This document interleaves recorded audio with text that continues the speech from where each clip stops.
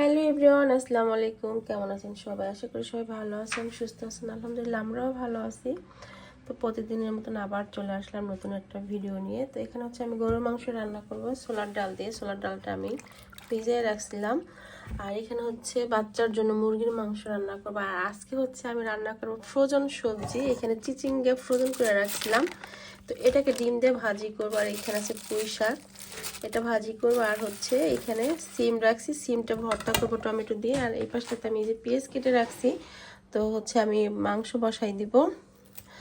আর আমি অনেকটা দিন যাবত হচ্ছে অসুস্থ, কারণ হচ্ছে প্রচুর পরিমাণ দাঁতে ব্যথা। কি বলবো, দাঁতে ব্যথা অনেক দিন যাবত আমি কষ্ট পাচ্ছি। তো তিনটা জায়গাতে আমি ডাক্তার দেখাইছি, বাট কোনোভাবে ভালো হচ্ছি না। আর যতই অসুস্থ থাকি না কেন, কাজ বাজ তো নিজের করে খেতেই হবে, কিচ্ছু করার নাই। কারণ হচ্ছে এখানে তো আর আমাকে হেল্প করার মতো কেউ নাই। তো আজকে হচ্ছে আমার স্বামীও একটু বাইরে গেছে, ওর বাবাও 7টা বাজে কাজে চলে গেছে। কারণ স্বামী হচ্ছে শপিং করতে গেছে, আমি কালকে গেছিলাম। তো আমি ওর কিছু কিনে নেই, কালকে ওকে টাকা দিছে, ও হচ্ছে আজকে গেছে। তো আমার বাসায় হচ্ছে এই পিচ্চি দুইটা আছে, তো এই দুইটা আমাকে কি পরিমাণ জ্বালায় দেখেন, আমি দেখাচ্ছি আপনাদেরকে। একই তো অসুস্থ, তার ভিতরে হচ্ছে রান্না বান্না করতে হয়, আবার এই দুজন যা করে চলেন দেখাই। তো সামিয়া চলে যাওয়ার পর আমি সকালে সব কাজ করছি, এগুলো সম্পূর্ণ কিছু গোছানো ছিল। দেখেন আমার এই দুইটায় দেখেন কি করছে, ডাইনিং ডাইনিং টেবিলের চেয়ার টেয়ার সব ফেলাই দিয়েছে। এই যে সোফা টোফা সব এলোমেলো করে রাখছে, দেখছেন। একই তো অসুস্থ, আবার হচ্ছে কাজের লোক তো নাই, নিজের সব করতে হয়। তার ভিতরে আবার এই দুজনের অবস্থা দেখেন, দেখছেন সারা ঘরের অবস্থা। এইগুলো গোছাইতে আমার 1-1.5 ঘন্টা লেগে যাবে। দেখছেন কি করছে। আর দুইটা সারাক্ষণ শুধু মারামারি করে, সারাদিন এই দুইটা শুধু মারামারি করে, বুঝছেন। দেখেন কি অবস্থা, দেখেন এগুলো সব আমার গোছাইতে হবে। বিছনাটা পুরো গোছানো ছিল।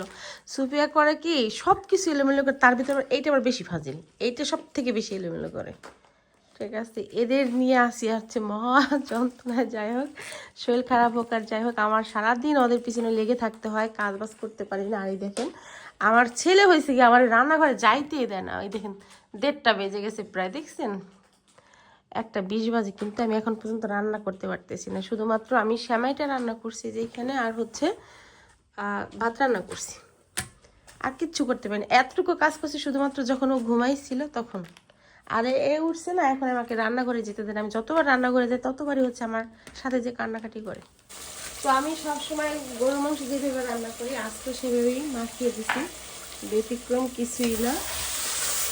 সব যে যে মশলা লাগে সেই সব মশলা দিয়ে এই যে রান্নাটা বসিয়ে দিছি। আর এই পাশটাতে হচ্ছে মুরগির মাংস রান্না করে নেব। তো এখানে কড়াই তেল দিয়ে দিছি, তেল গরম হয়ে গেছে। দিয়ে দেবো প্রথমত গোটা মশলা, গরম মশলাগুলো। আর হচ্ছে দিয়ে দেবো জিরা, আজকে দিয়ে দিলাম পেঁয়াজ। তো আমার ছেলে কিন্তু চলে আসছে, দরজা বন্ধ করে রান্না করতে চাইছিলাম, করতে পারলাম না। ফোনের মধ্যে এসে বসছে।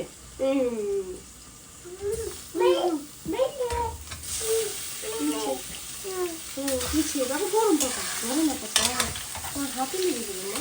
নো নো পাপা, একটা লেগ পিস রেখে দেবো, এটা হচ্ছে স্যুপ বানাবো বাবুর জন্য, এর জন্য রেখে দিলাম।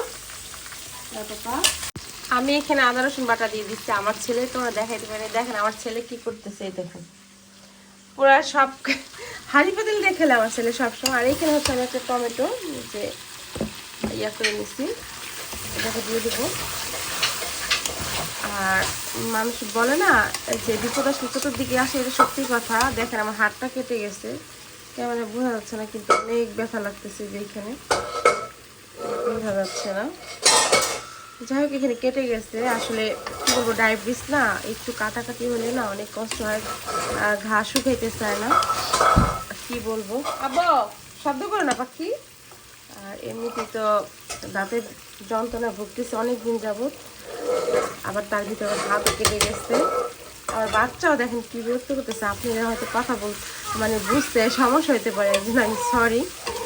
আর আমার মতন এই ভুল কাজটা কেউ করবেন না। যারা ইতালিতে আসবেন তারা হচ্ছে অবশ্যই ইতালিতে আসার আগে দাঁতের চিকিৎসা করে আসবেন, কারণ আমি যেভাবে ব্যথায় কষ্ট পাচ্ছি আপনারা আমার মতন কেউ পান, এটা আমি চাই না। ঠিক আছে, ভেবেছিলাম আপনাদের সাথে হচ্ছে কি রেসিপিগুলো শেয়ার করবো, কিন্তু দুঃখের বিষয় হচ্ছে পারি নাই।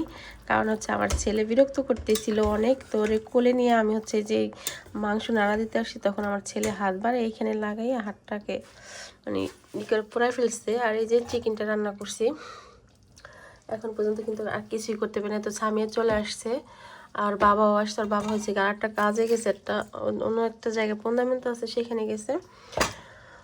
তো এখন হচ্ছে কি আমি এই ভাজিটা করব আর শাক ভাজিটা করব। তো সিমটা রেখে দেবো, সিম আজকে আর করবো না, কারণ হাতেও ব্যথা লাগতেছে অনেকটা।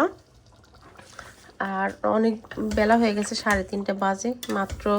এই যে রান্না শেষ হইতেছে, কিন্তু খাবো কখন বলেন তো? মাত্র মাংস হয়েছে, কিন্তু এখন পর্যন্ত সবজি হয় না। আমার হচ্ছে অনেক সবজি খাইতে ইচ্ছা করতেছে, কারণ অনেকদিন যাবতীয় শুধু মাছ মাংস ভালো লাগে না, খাইতে ইচ্ছা করে না এগুলা। তো আমি হচ্ছে আমার জন্য হয়েছে কি আমি একটু শাক ভাজি করবো, আর হচ্ছে চিচিঙ্গাটা ভাজি করব। ভর্তা করতে চাইছিলাম, বাট এখন আর ভালো লাগতেছে না, তাই করব না।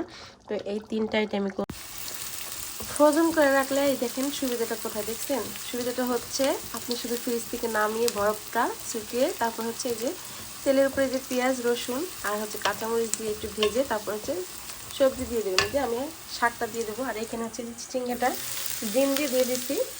আমি কিন্তু মানে ভাব বলতে আমি হচ্ছে গিয়ে কি বলে 90% সিদ্ধ করে রাখছিলাম, কারণ হচ্ছে গিয়ে বেশি সিদ্ধ করে রাখলে হয় কি ওটা সতেজ থাকে, ভালো থাকে খাবারটা। আর যদি আপনি শুধু হালকা ভাপ দিয়ে রাখেন ওটা কিন্তু খেতে ভালো লাগে না, আর মানে পরে কিন্তু সিদ্ধ হতে চায় না, একটু শক্ত শক্ত থেকে যায়।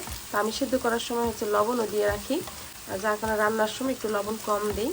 আর এই যে ব্যস্ততার ভিতরে ফ্রিজ থেকে নামাবে না, শুধু রান্না করে খাবে, দিয়ে দিলাম। দেখুন আমি কীভাবে সিদ্ধ করছি। এই যে আমারটা কিন্তু পুরাই সিদ্ধ, এইভাবে করে আমি রাখছি। এই যে আমার রান্না শেষ, চিচিঙ্গা ভাজিটা, আর এই যে হচ্ছে পুঁইশাক ভাজিটা, আর এই যে মুরগির মাংস, আর এখানে আছে হচ্ছে এই যে গরুর মাংস ডাল দিয়ে। তো আমার সব রান্না বান্না শেষ। আমি এই ফাঁকে হচ্ছে সব কাজ করে ফেলছি। এই যে চুলা ক্লিন করছি, এই পাশে বেসিনে যত থালাবাটি ছিল সব ধুয়ে ফেলছি, সব কাজ শেষ। কারণ শীতের দিন তো এগুলো যদি আমি জমাই রাখি পরে আর হচ্ছে গিয়া এই কাজগুলো পরে করা হয় না, পরে দেখা যায় জমতে জমতে অনেক থালাবাটি হয়ে যায়। এর জন্য অল্প ছিল, ধুয়ে ফেলছি, শেষ। এখন হচ্ছে ছেলে মেয়ের কাছে যাব, রান্না বান্না শেষ, খাওয়া দাওয়া করবো। বেজে গেছে 4:30, হ্যাঁ 4:40 বাজে। এই যে হ্যাঁ 4:40 বাজে। তো একটু পরে হচ্ছে গিয়ে মাগরিবের আজান হয়ে যাবে। তো এখন খাবো। আর এখন দিন ছোট, তো যার কারণে ছোট ছোট 2টা বাচ্চা নিয়ে আসলে কাজ করা একটু টাফ হয়ে যায় আমার জন্য। আবার হচ্ছে আমি অসুস্থ, এর জন্য একটু কষ্ট হয়ে যায়। যাই হোক, কোনো ব্যাপার না, এইভাবে জীবন চলছে। এদিকে দেখেন এই যে 1 ক্যাসেট কমলা নিয়ে আসছে, আর এখন হচ্ছে এই কমলাগুলো প্রচুর পরিমাণ মিষ্টি। এই যে এখন সিজন মানে এই দিকে তো মাঝামাঝির দিকে, যার কারণে এখন প্রচুর মিষ্টি কমলা প্রথম যখন উঠছিল তখন অনেক টক ছিল, বাট এই যে এখনের কমলাগুলো অনেক মিষ্টি, অনেক প্রচুর রসালো। দেখেন একদম তাজা, মনে হইতেছে না যে গাছ থেকে আমি ছিঁড়ে নিয়ে আসছি এটা। কি ভাত খাচ্ছ? রান্না কেমন হয়েছে? সব সময় আছে মজা। কোনটা বেশি ভালো হয়েছে? তোমার হাতে রান্না সবই মজা, কোনটা করবো কোনো নাম্বার নাই, সবই 10-এ 10। তাই তখন আপনি তো দেখাতে পারেন, এখনো তো দেখাতে পারেন। দেখেন হাতের কি অবস্থা আমার, তো দেখো তো পাখি যে ব্যথা লাগতেছে যে অনেকে, দেখছেন কেটে গেছে কতখানি, এই জন্য বসে আছি আর ক্যামেরা অন করিনি। আর এদিকে আপনাদের ভাইয়া বাজার নিয়ে আসছে আবার কাছ থেকে আসার সময়। এই যে এগুলো আমি ধরিও নাই, এইখানেই রয়েছে। এখন ভাবলাম যে একটু দেখাই আপনাদের। এখানে হচ্ছে আঙুর নিয়ে আসছে অনেকগুলা, কালো আঙুরটা। এই দেখেন আবারও কমলা নিয়ে আসছে, দেখছেন?